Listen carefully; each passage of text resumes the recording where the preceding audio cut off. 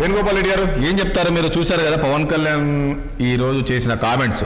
నేను ఇంతకుముందు అన్నట్లు రాష్ట్రం విడిపోయి కూడా 10 ఏళ్ళు అయిపోయింది, ఎవరి పాలన వాళ్ళ చేసుకుంటున్నారు. అంత అయిపోయినప్పటికీ మళ్ళీ ఇప్పుడు తెలంగాణ ప్రజలను వాళ్ళ కళ్ళు పడ్డ ఈ రకంగా కామెంట్స్ని ఏ రకంగా చూస్తారు మీరు?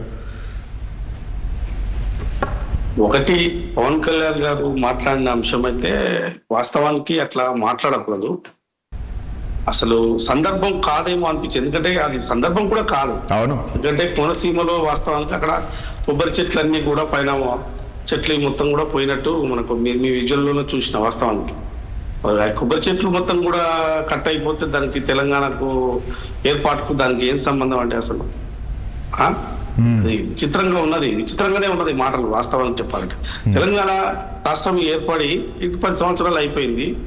తెలంగాణ ఏర్పడడానికి దానికి ఒక నేపథ్యం ఉన్నది, దానికి ఒక కల్చర్ ఉన్నది, దానికి ఒక పోరాటం ఉన్నది, దానికి ఒక అవసరం ఉన్నది.